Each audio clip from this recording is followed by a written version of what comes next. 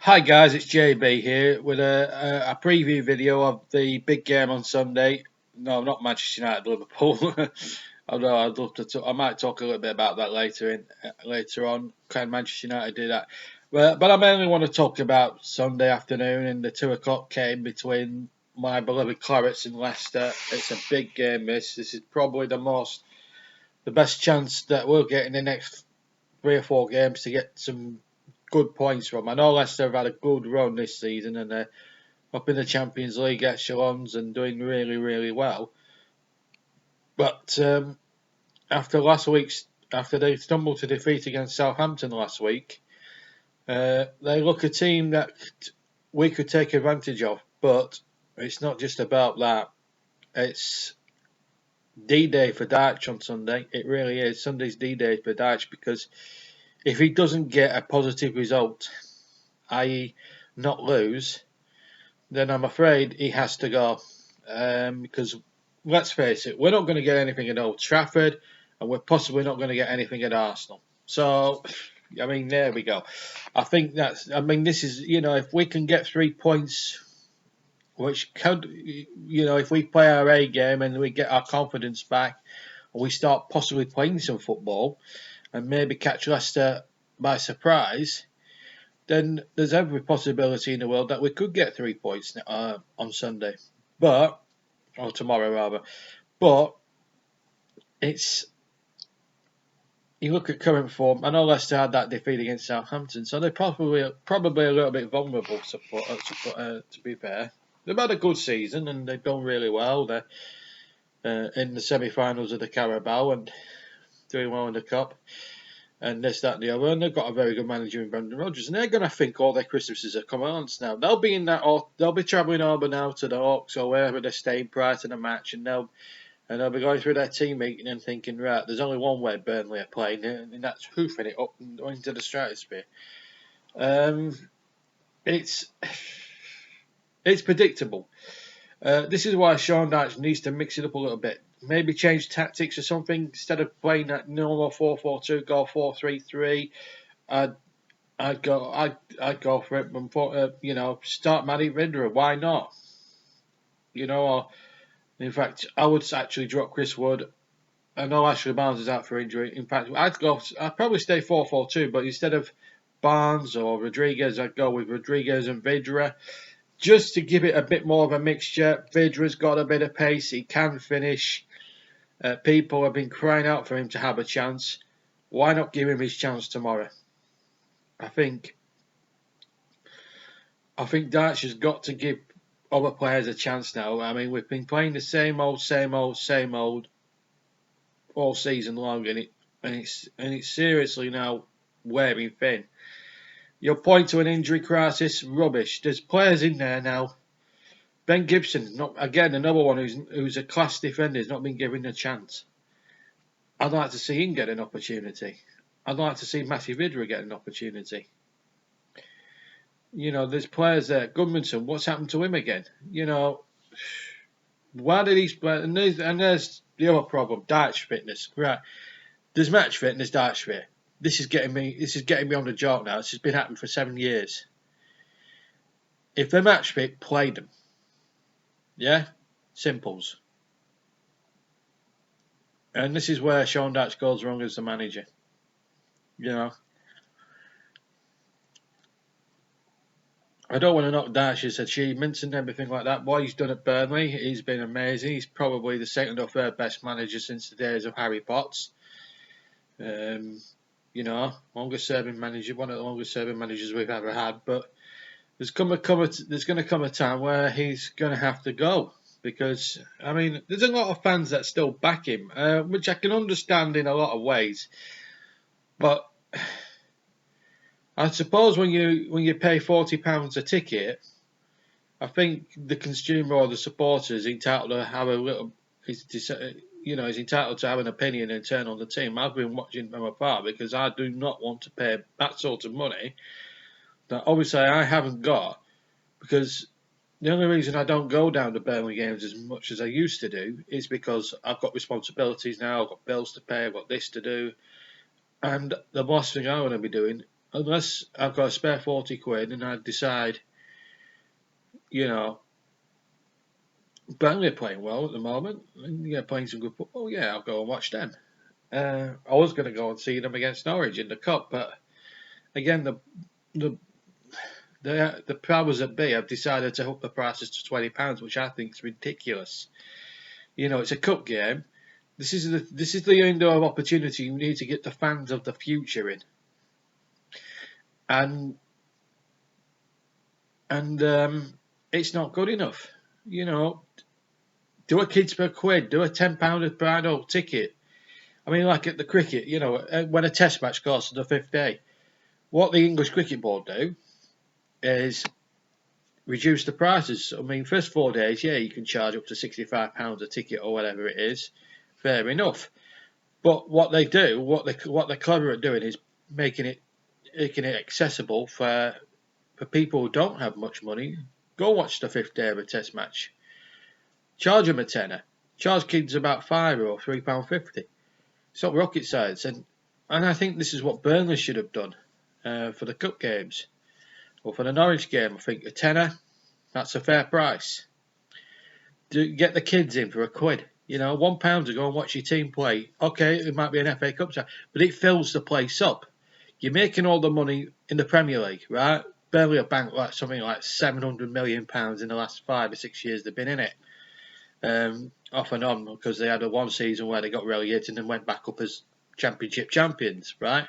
And this is what we should be doing. But our board are so greedy and so up their own you-know-what, it's just not good enough. And this is where the despondency comes in. And then there's the problem with the transfers. We were heavily linked with the two Bristol City guys, Isaacson, a terrific winger, and Josh Brownhill, a leader. What we need, if we could get Brownhill in, I'd give him. I'd be happy to have him as captain over Ben Mee any day. Because Ben Mee, let's face it, can't lead a sausage, let alone the football club. He couldn't even lead a brewery. He couldn't even lead a booze up in a brewery. That's how bad it is with Ben Mee in charge. We lost our leader when he went off to Aston Villa. And I think that was a boo-boo from Sean Dyche. But going back to tomorrow's game, this is a must-win, right? No ifs, no buts, no maybes about it. If we win, and we play like we can do, instead of just hoofing the thing, let's have a get. Brian Clough once said, football is not a game to be played in the clouds, it should be played on the deck. And I think he's got a point. And Sean Dyche, out of anyone, he was schooled by Brian Clough. Yeah, he never got a game under him, but he have had those principles jumped into his head at an early age. Something that Sean should do well to remember. And now, if we play to what Clough's principles said, what they said at Nottingham Forest, and actually surprise Leicester and take the lead and go into a 2-goal lead, then you can pull people back and park the bus. There's no problem with that, but you've got to earn the leads. You know what I mean? I want to see Burnley. I know we've won games 3-0. When we can actually pass, like Peterborough the other week, when we pass the ball, when we play good attacking football, we can score goals. Now in the Premier League, I've seen next to nothing of that. We haven't scored against Manchester United. We haven't scored against Everton. We scored one against Villa. And again, we scored nothing at Chelsea last week, although Jeff Hendrick will feel a bit unfortunate. If that goal gets allowed at 0-0, could have been a different ball game, but as it turned out, it wasn't. And Chelsea were worthy winners. So we need to start playing. We need to start playing with a bit more swagger. Play like we did against Peterborough. The goals will come. Let the back four have their moments. Matt Lawton, there are certain players that need a kick up the backside. Lawton, especially. Ben Mee, even more so. Charlie Taylor, just going off the ball slightly after a promising start to the season. Jack Cork's become stale. Westwood's not his usual self. Dwight McNeil just coming off the ball a little bit. He's probably the most talented player we've got. Use him use him, utilise him better than he is. You know, I haven't seen the Dwight McNeil when he broke in last season when he was taking men on at will. And he didn't need much persuasion. He just used his pace and whoosh past the players. I haven't really seen as much as that this season than I did last season. And that's really what got us out of trouble last year. We need to go back to our fearlessness. I'd honestly try with Jay Rodriguez and Matty Vidra up front. They might offer something a bit more different in the final third. I think Chris Wood has played too many games, and I think he needs a little spell on the sidelines, on the bench. You know, if things aren't going as well as we hope, and it's 1-1 with 20 minutes to go, or vice versa, bring him on. You might be able to do something. But, you know, we need to surprise Leicester tomorrow. But Leicester will be thinking right now, and quite rightly so, that we're only capable of playing one way, which is to hoof it about 80 miles up into the stratosphere and hope that Chris Wood holds the ball up for one of our midfielders to go and thump it in the net. That's what they'll be thinking. And to be fair, I think we're too easy to play against. I really do. I think we're too predictable. I think Dyche gets it wrong tactically. We still play the same old 4-4-2. I think now we need to try a few new plans. Try a plan B or try a plan Z or try something a little bit different. Because if we don't, we're going to end up losing every other match. And then the pressure's going to go in the last 7 or 8 games of the season again, like last season, where we're having to win 3, maybe 4 games in such a short period of time to get over the line, like we did against Wolves, Bournemouth and Cardiff. We need to start winning games. Otherwise, I think Sean Dyche should go. I suggested the other week that he should be sacked. I think that's probably, looking back on it, probably harsh. But I think he should go. If he does go, I think he should go with a bit of grace and dignity. If Dyche is to go, he should resign. I don't think he should be sacked. I think, what he's achieved at the club, you can't sack a man after that. After all the success he's had at the club, okay. The only way he'll go is if a bigger club comes in, or he decides that enough's enough, and the fans are getting too restless, then he'll resign. But I seriously now, if he loses this game, he's got to seriously consider his future as Burnley manager.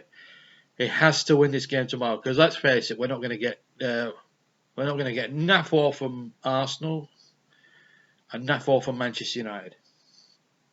And I'm worried about how we're going to play against Norwich in the Cup, considering our Cup tie record under Dyche is poor as well. So, through all he's achieved, he's never taken the Cups too seriously, which I think is a bitter disappointment, because I'd love to see us have a good Cup run. I know we're not doing as well in the league as we should be doing, but sometimes a good Cup run always helps in the league, and we don't have Europa League burdens this time, so there's no excuse. But we have to beat Leicester, otherwise I think the fans will turn on him tomorrow. I really do. I don't like to say this. I hate to say this. But this is a big game. We have to beat Leicester, because I can't see us getting anything from Arsenal, from the home game with Arsenal, and I certainly don't see us getting anything from Manchester United. Before I go, I'll spend the last couple of minutes talking about the other big game, of course, on Sunday. That's the Manchester United away at Liverpool game. Big game, this, for both sides. Liverpool got a 1-1 draw last time the sides met at Old Trafford. To be quite honest, I don't know what Manchester United can do to stop Liverpool. I really don't. I mean, you don't know what you're going to get with Manchester United these days. I mean, I watched them against Wolves in the FA Cup during the week, and I thought they played well enough to win. I didn't think they were vintage Manchester United. They deserved to win the game, but they weren't vintage. And there were times where Wolves caused them a few problems. And I think if Mo Salah's on his game, Sadio Mane's on his game, Bobby Firmino's on his game, Henderson on his game, all of them, I can't see Manchester United going there and winning. My prediction, I knew Caton will murder me for this, but I don't care. He'll probably want to behead me for this. I'm sorry, mate, but I'm going to have to go with Liverpool. They look unstoppable. The only team I think that Liverpool could come unstuck with is Manchester City. That's the only other team that I think are capable of beating Liverpool in the Premier League. I don't think any other team are capable of beating Liverpool at this moment. The way they're playing, the way they're setting up, the way Klopp's got them playing, it will be a landslide, and Liverpool will win it by about 20 points. And no doubt about that. The way they're playing at the moment, they're just unstoppable. I don't think they'll go the whole season unbeaten. I think Manchester City could possibly beat them at the Etihad. But they're the only team that I believe that are capable of beating Liverpool on the day. But at the moment, I can't see Manchester United even getting Timbuktu from Anfield tomorrow, which I'm sorry to say is true. You look at current form, and Klopp is just streets ahead the best manager. What I'd love to have a Burnley have a Klopp-like character in our dressing room. That would be at least we wouldn't be dull every other week. But I fancy Liverpool to win that game. Right, anyway, that's it from me.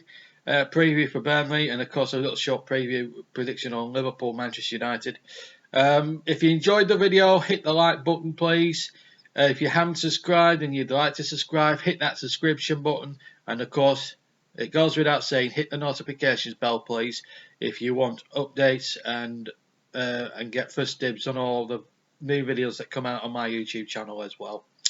Okay then, I'll see you later on this weekend. I'm off to get ready for some work. Some of us have to earn a few bob.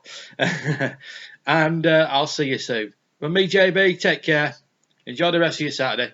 I'll see you later. Bye-bye.